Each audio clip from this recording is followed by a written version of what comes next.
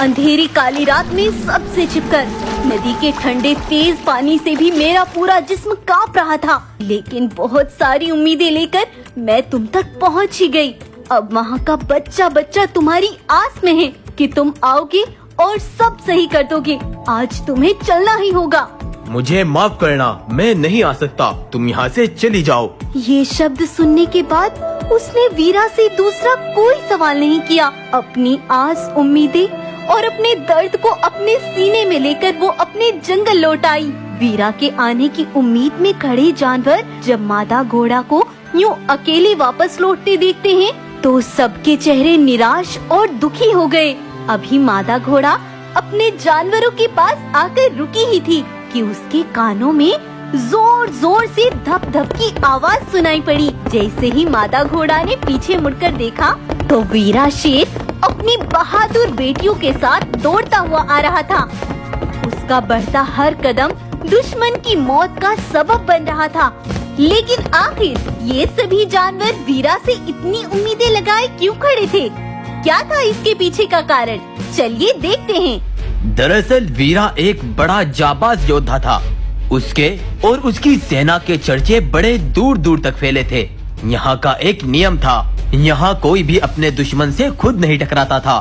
दुश्मन से लड़ने के लिए वो एक सेना खरीदा करते थे। सभी सेनाओं में से सबसे ताकतवर सेना वीरा की थी। वीरा का नाम जब चारों ओर इतना फैल गया तो यहाँ के रहने वाले राधे बाग को ये चिंता सताने लगी कि कहीं वीरा को ही जानवर जंगल का राजा ना चुन ले। उधर वीरा की आज एक बड़ी ताकतवर सेना से युद्ध होने वाला था। वीरा के मुट्ठी भर सिपाहियों ने उन ताकतवर गोरिल्लाओं की सेनाओं को पछाड़ कर रख दिया। वीरा और उसकी सेना ने इस युद्ध में भी फतह हासिल कर ली और दिन पर दिन वीरा का नाम सुर्खियों में बनने लगा। सब उसे जानने लगे। मुझे इस बात पर घमंड नहीं, गर्व है। मेरी सेना ने आज तक किसी भी दुश्मन के सामने घुटने नहीं टेके। मैं इन पर आंख बंद करके भरोसा कर सकता हूँ। मैं अगली जंग पास के जंगल के राजा रघु के लिए लड़ूंगा। उसका दुश्मन एक बड़ी ताकत रखता है, लेकिन मैं अब भी गर्व से कहता हूँ हम इस जंग को भी बड़ी आसानी से फतह कर लेंगे। और महाराज, ऐसा ना हुआ तो? अगर ऐसा ना हुआ तो मैं हमेशा के लिए ये जंगल छोड़कर चला जाऊंगा। वीरा की ये बात सुनते ही राधे के तो कान खड़े हो गए और वो अकेले रात में ही कोहिनूर के हीरे लेकर रघु के ही जंगल पहुंच गया। मैं जानता हूँ तुमने अपने दुश्मन को खत्म करने के लिए वीरा को चुना है, लेकिन तुम्हें ये जंग हारनी होगी। क्या बोल रहे हो तुम? मैंने उसे हारने के लिए नहीं चुना। पूरी बात ध्यान से सुनो। जो मैं ये हीरे लेकर आया हूँ, तुम भी इसकी कीमत जानते हो। तुम्हें बस करना ये है, वीरा के सिपाहियों को तुम्हें खरीदना होगा। वो इतनी आसानी से नहीं मानेंगे। तुम्हें उन्हें एक बड़ी कीमत देनी होगी। लेकिन तुम्हें उससे क्या फायदा होगा? अगर वो इस बार हार गया तो उसे जंगल से निकालने का काम मेरा है और बस फिर पूरा जंगल मेरा होगा। रघु ने बहुत देर तक वीरा के सिपाहियों को अपनी बातों में फंसाकर उन्हें खरीद लिया। अगले दिन वीरा की और रघु के दुश्मन की एक बड़ी जंग हुई और इस जंग में वो हुआ जो पहले कभी नहीं हुआ था। वीरा के सिपाही इस जंग के मैदान को छोड़कर भाग गए और वीरा खड़ा देखता रह गया। इस बात ने वीरा को हैरान कर दिया और दुश्मन उस पर बुरी तरह चिपट पड़ा। इस बार वीरा की शिकस्त हो गई और जब वो जंगल वापस लौटा तो उसका पूरा शरीर बुरी तरह से जख्मी था। अरे देखो देखो, ये तो वही वीरा है जो कल तक अपनी जीत पर गर्व कर रहा था। हाँ हाँ, देखो तो दुश्मनों ने इसकी क्या हालत कर दी।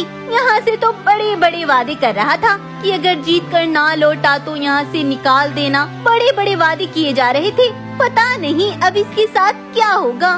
वीरा अपनी गुफा की तरफ आगे बढ़ रहा था कि तभी कुछ जानवरों के साथ राधे ने उसका रास्ता रोक लिया। हाँ भाई, क्यों वीरा? दुश्मन के सामने आज तक घुटने नहीं टेके। अपनी जीत पर बड़ा घमंड है। बहुत बड़ी बड़ी बातें की जा रही थी, फिर क्या हुआ? अपनी जान बचाकर भाग आए। लेकिन तुमने जो कहा था अब उसे पूरा करने का वक्त आ गया। मैं जंग में हारा जरूर हूँ, लेकिन मुझे मेरे अल्फाज याद है।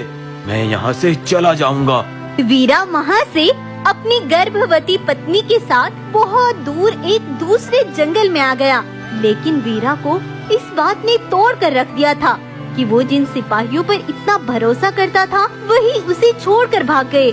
समय यूं ही बीत रहा था। उधर राधे का असली रूप सबके सामने आने लगा। वो राजा बनकर जंगल के जानवरों पर बड़े जुल्म करने लगा। कभी वो कुछ सिक्कों के बदले जंगल के जवान जानवरों का सौदा कर लेता, तो कभी जानवरों को गुलाम बनाकर उनसे काम करवाता, और जो कोई उसकी बात ना मानता उसे बहुत बेदर्दी की मौत दे देता था। राधे का जुल्म हर दिन बढ़ रहा था। उधर वीरा की पत्नी को तेज प्रसव पीड़ा शुरू हो जाती है और कुछ देर बाद एक गाय बाहर आती है। वीरा भाई, बहुत बड़ी खुशखबरी है, लेकिन साथ में एक बहुत बड़ी दुख की भी खबर है। क्या हुआ, बताओ मुझे। तुम्हारी पत्नी ने 7 जुड़वा शेरनियों को जन्म दिया है, लेकिन खुद इस दुनिया से चल बसी। वीरा अपनी पत्नी के जाने से बहुत उदास हो गया था, लेकिन अब अपनी पत्नी की निशानी उन 7 बेटियों को वो बहुत बहादुर और निडर योद्धा बनाना चाहता था।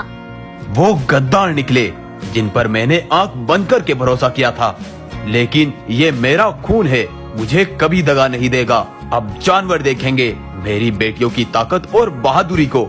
वीरा ने अपनी 7 बेटियों की परवरिश बहुत अच्छे से की। वो समय के साथ साथ बड़ी और ताकतवर होने लगी। वीरा ने उन्हें युद्ध की हर कला सिखाई, तीरंदाजी कैसे कब कहाँ करनी है, जंग के मैदान में दुश्मन को कैसे शिकस्त देनी है, उसने ये सब सिखाया। वीरा की 7 बेटियां युद्ध कलाओं में बहुत माहिर हो गई थी। तभी उस रघु के जंगल का ही एक भालू वीरा तक पहुंचता है। वीरा भाई, उस जंग में तुम्हें शिकस्त देने के लिए तुमसे किसी और ने नहीं, रघु और राधे ने ही साजिश की थी। रघु महाराज ने राधे बाग के कहने पर पहले ही तुम्हारे सिपाहियों को कोहिनूर के बदले खरीद लिया था। राधे पर तो मुझे पहले ही शक था, लेकिन रघु ऐसा करेगा ये मुझे उम्मीद नहीं थी। कुछ हीरो के बदले उसने दुश्मन से शिकस्त खा ली और मुझे बलि का बकरा बना दिया। लेकिन तुम ये सब कैसे जानते हो? वो दरअसल तुम्हारे सिपाही कल रघु से मिलने आए थे। तुमने हमारे साथ धोखा किया है। वो कोहिनूर नकली है और हमने अपने जाबाज योद्धा वीरा का साथ भी खो दिया। ये तो तुम्हें पहले ही देखना चाहिए था। अब जाओ यहाँ से, और अगर दोबारा दिखे तो तुम्हारी लाशें जंगल से वापस जाएगी। मैंने ये सब सुन लिया और आपके पास दौड़ा चला आया। वीरा अब सारी सच्चाई जान चुका था कि उसके साथ ये धोखा किया गया है, और इस तरह से आज वीरा अपनी बहादुर योद्धा बेटियों के साथ अपने जंगल के जानवरों के पास आता है। पहले उस भालू और अब तुम्हारी बातों ने मुझे अंदर से झंझोड़ कर रख दिया। तुम सब चिंता मत करो, अब मैं आ गया हूँ और उस जालिम राधे बाग का अंत तय है। वीरा अपनी बेटियों के साथ राधे के जंगल पहुँचा। उसने और उसकी बेटियों ने राधे की बोटी बोटी कर दी, और तभी वहाँ पर वीरा के सिपाही भी आ गए। वीरा भाई, उस लालच ने हमारी पहचान छीन ली थी। चाहे तो आप हमें मार डालें या फिर हमें माफ कर दें। वीरा ने उन्हें माफ कर दिया। अब वीरा अपनी एक बड़ी सेना के साथ रघु तक पहुंचा और उसे बंदी बना लिया। अगर तूने नहीं बताया कि वो असली कोहिनूर तूने कहाँ छिपा कर रखे हैं, तो तेरे 4 टुकड़े कर कर तेरे ही जंगल में लटका दूंगा। अब बोल जल्दी से। नहीं नहीं, मैं बताता हूँ। मेरे जंगल की रहस्यमय गुफा पत्थर से ढकी हुई है। वो हीरे तुम्हें वहीं से मिल जाएंगे, बस मुझे बख्श दो। वीरा ने वहाँ जाकर गुफा से वो पत्थर हटा दिया और चमकीले कोहिनूर के हीरे उसे मिल गए। वीरा ने उन हीरो को जंगल के गरीब जानवरों में बांट दिया, और वीरा की सच्चाई अब सबके सामने आ गई। जानवरों ने वीरा को अपना राजा बना दिया और एक बहादुर योद्धा की जीत हुई। तो